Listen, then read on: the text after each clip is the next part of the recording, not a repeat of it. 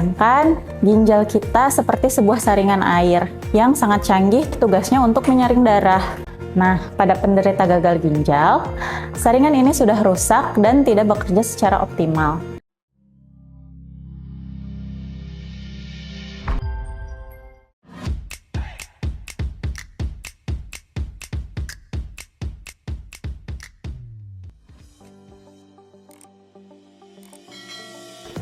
Halo sahabat Pandega, saya Indah Fazliani, ahli gizi di RSUD Pandega Pangandaran.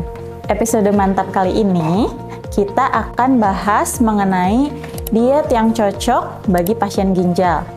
Kenapa pasien gagal ginjal perlu diet atau mengatur pola makan? Pasien gagal ginjal perlu mengatur pola makan karena fungsi ginjalnya sudah menurun. Bayangkan, ginjal kita seperti sebuah saringan air yang sangat canggih tugasnya untuk menyaring darah dari sisa-sisa metabolisme, racun, dan kelebihan cairan. Nah, pada penderita gagal ginjal, saringan ini sudah rusak dan tidak bekerja secara optimal. Dengan diet yang tepat, beban kerja ginjal bisa dikurangi, kadar-kadar zat berbahaya dalam darah tetap terkontrol, dan perkembangan penyakit bisa diperlambat. Jika kita tidak menjalankan diet dengan tepat, ibaratnya kita memaksa saringan yang sudah rusak untuk bekerja keras. Apa akibatnya? Sisa metabolisme menumpuk, keseimbangan elektrolit terganggu. Selain itu, dapat membuat tubuh kelebihan cairan sehingga ginjal tidak mampu mengeluarkan air berlebih, menyebabkan pembengkakan di kaki dan tangan hingga sesak nafas. Apa saja yang harus dibatasi untuk pasien penderita gagal ginjal? Ada beberapa makanan yang harus dibatasi, di antaranya asupan protein, terutama daging merah, garam atau natrium. Biasanya garam atau natrium ada di makanan instan atau makanan kemasan. Kemudian kalium biasanya terdapat di buah-buahan seperti pisang, alpukat, jeruk, kentang, bayam, dan lain-lain. Kemudian fosfor, seperti dari susu, kacang-kacangan, dan olahan daging. Kemudian yang terakhir, cairan, air putih, jus, kuah, kemudian es batu. Kenapa makanan itu harus dibatasi atau dilarang bagi pasien penderita gagal ginjal? Karena ginjal yang sudah rusak tidak mampu menyaring dan mengeluarkan zat-zat dengan baik. Sehingga jika proteinnya berlebihan, sisa hasilnya berupa ureum akan menumpuk dan menyebabkan mual, lemas, atau gatal. Kemudian jika natrium dan cairan berlebihan, pasien bisa mengalami tekanan darah tinggi dan terjadi pembengkakan. Kemudian jika kalium tinggi bisa mengganggu detak jantung, bahkan menyebabkan henti jantung. Kemudian selanjutnya untuk fosfor yang tinggi atau berlebihan akan membuat kalsium dalam tulang berkurang, sehingga tulang menjadi lebih rapuh. Jadi pembatasan ini bukan cuma sekedar larangan, tapi langkah penting untuk menjaga keseimbangan tubuh.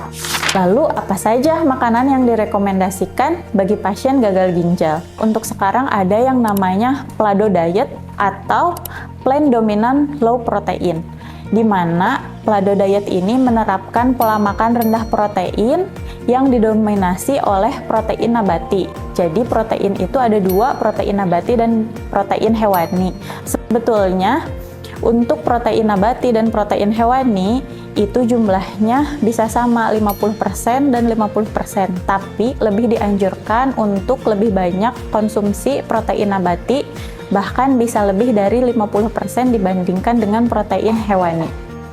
Kini banyak penelitian yang membuktikan bahwa mengkonsumsi protein nabati lebih melindungi ginjal dibandingkan dengan mengkonsumsi protein hewani yang bersumber dari daging merah. Jadi untuk protein hewani selain daging merah masih bisa dikonsumsi seperti telur, daging ayam, atau ikan. Nah, sekarang bagaimana cara memodifikasi makanan untuk penderita gagal ginjal? Karena pasien gagal ginjal ini salah satu makanannya yang harus dibatasi adalah makanan yang tinggi kalium, maka kita dapat melakukan memodifikasi makanan yang mengandung tinggi kalium agar tetap aman dikonsumsi dengan cara yang pertama, Potong-potong buah atau sayur, kemudian direndam selama 2 jam dalam air hangat. Air rendamannya harus dengan perbandingan 1:10. Kemudian dicuci dengan air mengalir, kemudian masak dengan air sebanyak 5 kali dari bahan makanan. Nah, untuk menambah rasa, tambahkan gula, daun pandan, kayu manis, daun jeruk, seperti kita akan membuat koktail buah. Sebagai salah satu contoh lagi, yaitu modifikasi cairan yang tujuannya mengurangi asupan cairan. Kita dapat mengolah makanan seperti ditumis, dibakar, atau direbus. Kurangi garam dan penyedap rasa, karena natrium dalam garam atau natrium akan membuat kita menjadi lebih cepat haus sehingga mengkonsumsi cairan lebih banyak. Apakah pola hidup sehat selain diet yang mendukung untuk pasien gagal ginjal? Diet adalah pilar utama, tapi bukan satu-satunya. Untuk hasil yang mantap, perlu didukung dengan pola hidup yang baik. Di antaranya yaitu olahraga dengan teratur, contohnya yaitu jalan kaki ringan selama 3-5 kali dalam 1 minggu selama 30 menit. Kemudian bisa juga dengan mengelola stres. Stres bisa meningkatkan tekanan darah. Jadi selalu lakukan relaksasi, meditasi, atau hobi yang menyenangkan. Kemudian hindari rokok dan alkohol. Keduanya adalah musuh utama bagi ginjal dan pembuluh darah. Kemudian kita harus rutin kontrol ke dokter, patuhi jadwal kontrol untuk memantau fungsi ginjal, tekanan darah, dan kadar darah lainnya. Kemudian, disiplin minum obat. Obat yang diberikan oleh dokter adalah bagian penting dari terapi. Minum secara teratur dan jangan pernah menghentikannya tanpa anjuran dokter. Jadi, mengatur diet bukan sekedar pantangan, melainkan sebuah terapi yang sangat penting untuk menjaga kualitas hidup dan kesehatan pasien. Konsultasikan lebih lanjut pada ahli gizi untuk terapi diet yang lebih tepat. Share video ini agar lebih bermanfaat. Kita bertemu lagi di lain kesempatan. Saya Indah Fazliani, pamit undur diri. Salam sehat dan bahagia sahabat Pandega.